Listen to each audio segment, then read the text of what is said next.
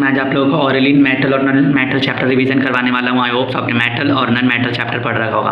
तो बिना time waste के मैं स्टार्ट करता हूँ। तो जो जितने भी हमारे पास एलिमेंट होते हैं 118 उसको हम लोग मेटल, नॉन मेटल और मेटलाइड में कैटेगराइज करते हैं। तो मेटल का कुछ एग्जाम्पल है जैसे कि आपका iron, silver, gold, aluminium, copper, ये कुछ एग्जाम्पल्स हैं मेटल के। नॉन मेटल के एग्जाम्पल में आ जाएगा आपका हाइड्रोजन, ऑक्सीजन, फॉस्फोरस, सल्फर, ये सब आपके नॉन मेटल होते हैं। अब मैं बात करता हूँ कुछ एग्जाम्पल मेटोलाइट के। तो मेटोलाइट में आपका आ जाएगा आर्सेनिक, सिलिकॉन, जर्मेनियम।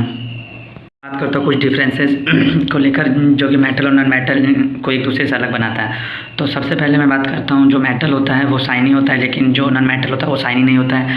मेटल जो होता है विद्युत का सुचालक होता है और जो नॉन मेटल होता है विद्युत का कुचालक होता है।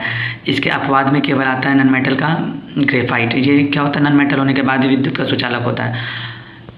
और जितने भी मेटल्स होते हैं वो रूम टेम्परेचर पे सॉलिड फॉर्म में होते हैं, लेकिन जो नॉन मेटल होते हैं वो सॉलिड, लिक्विड, गैस तीनों फॉर्म में एग्जिस्ट करते हैं।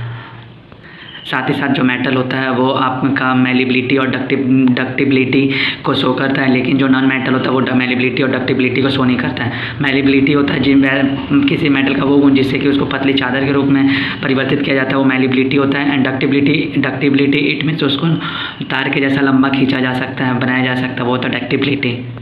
मैं बात करता हूँ आयोडीन जो होता है एक नॉन मेटल होता है। साथ सारा मेटल जो होता है रूम टेम्परेचर पर सॉलिड फॉर्म में होता है, लेकिन मर्क्यूरी जो होता है वो रूम टेम्परेचर पर लिक्विड फॉर्म में होता है मेटल होने के बाद भी। बात करो तो जो मेटल होते हैं वो उनका गलनांक और क्वथनांक जो पॉइंट होता है वो काफ़ी ज़्यादा हाई होता है।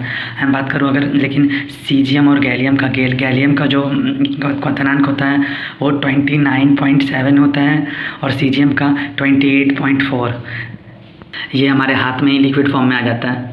साथ ही साथ जितने भी मेटल्स हैं वो सोनोरस शो करते हैं। इट मीन्स वो सॉलिड सरफेस के टच में आने से वे साउंड रिप्रोड्यूस करते हैं। मैं बात करूँ अगर तो जो मेटल होता है उसके बृहत्तम कोश में सबसे आउटर सेल में 1, 2 या 3 इलेक्ट्रॉन हो सकता है, लेकिन जो नॉन मेटल होते हैं उनके बृहत्तम कोश में आउटर सेल में 4, 5, 6, 7, 8 इलेक्ट्रॉन होता है। मेटल होते हैं वो सामान्यतः वो इलेक्ट्रॉन का त्याग करके धन आयन बनाते हैं। धन आयन को इंग्लिश में कैटायन बोलते हैं एंड ऋण आयन को एनायन बोलते हैं।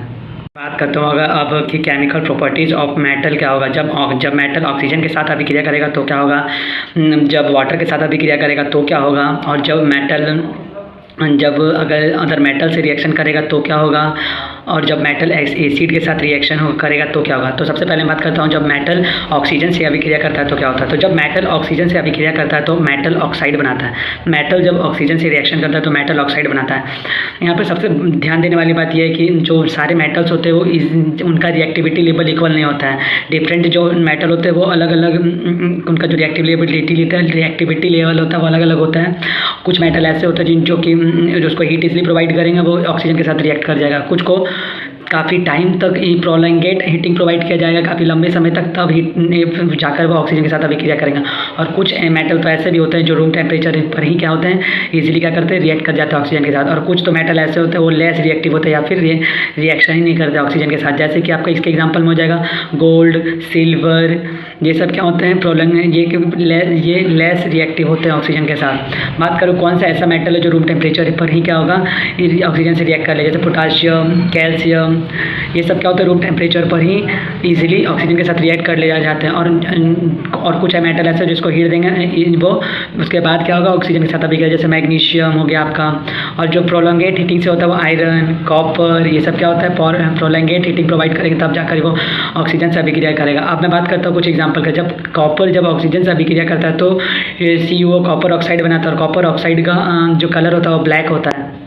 फर्स्ट केस जो मेटल के जितने भी ऑक्साइड होते हैं वो बेसिक नेचर के होते हैं और वो एसिड के साथ अभिक्रिया कर, कुछ मेटल के ऑक्साइड जो होते हैं वो एम्फोटोनिक भी होते हैं, उभयधर्मी होते हैं। इट मीन्स वो अम्ल की तरह भी रिएक्शन करते हैं और क्षार की तरह भी। एग्जाम्पल में आ जाएंगे आपके एल्यूमिनियम ऑक्साइड और जिंक ऑक्साइड। ये दो ऐसे एग्जाम्पल हैं जो कि एम्फोटोनिक को शो करते हैं। इन जनरल जो मेटल का ऑक्साइड होते हैं वो वाटर में इनसॉल्युबल होते हैं, लेकिन कुछ ऐसे भी मेटल का ऑक्साइड है जो वाटर में घुल जाते हैं। तो वो क्या बनाते हैं, वाटर में घुलकर अल्कली बनाते हैं। एग्जाम्पल जब हम 2O को जब हम सोडियम ऑक्साइड को जब हम जल से अभिक्रिया करेंगे H2O से, तो इसका रिजल्ट होता है 2NaOH। और हम बात करते हैं दूसरे एग्जांपल का, जब हम कैल्शियम ऑक्साइड के 2O को जब हमारे जल के साथ प्लस H2O से रिएक्शन कराते हैं तो हम लोग को मिलता है KOH, 2KOH। सोडियम और पोटासियम को कीरोसिन में रखा जाता है क्योंकि ये इजीली क्या होता है, ऑक्सीजन के साथ रिएक्ट कर जाते हैं, इस वजह से। अब मैं बात करता हूँ मेटल जब वाटर से रिएक्ट करेगा तो क्या होगा। तो जब मेटल वाटर के स्टीम फॉर्म के साथ रिएक्ट करता है तो ये metal oxide plus hydrogen gas बनाता है, और जब मेटल वाटर के लिक्विड फॉर्म के साथ रिएक्ट कराया जाता है तो ये मेटल हाइड्रोक्साइड बनाता है और प्लस हाइड्रोजन गैस बनाता है। मेटल जब भी डाइल्यूट एसिड से रिएक्ट करता है तो ये लवण और हाइड्रोजन गैस बनाता है। फर्स्ट एग्जांपल, जब कैल्शियम को जब हाइड्रोक्लोरिक एसिड के साथ रिएक्शन कराया जाता है तो calcium chloride plus hydrogen gas बनता है।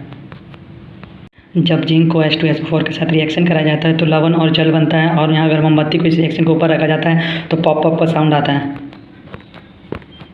अब मैं बात करता हूँ एक्वेरेजिया की। एक्वेरेजिया क्या होता है, हाइड्रोक्लोरिक एसिड और कंसनट्रेटेड नाइट्रिक एसिड का एक कॉम्बाइंड सॉल्यूशन होता है जो इजीली गोल्ड वगैरह को भी अपने में घोल सकता है, और इसमें HCl और कंसनट्रेटेड नाइट्रिक एसिड का जो अनुपात होता है वो 3:1 होता है।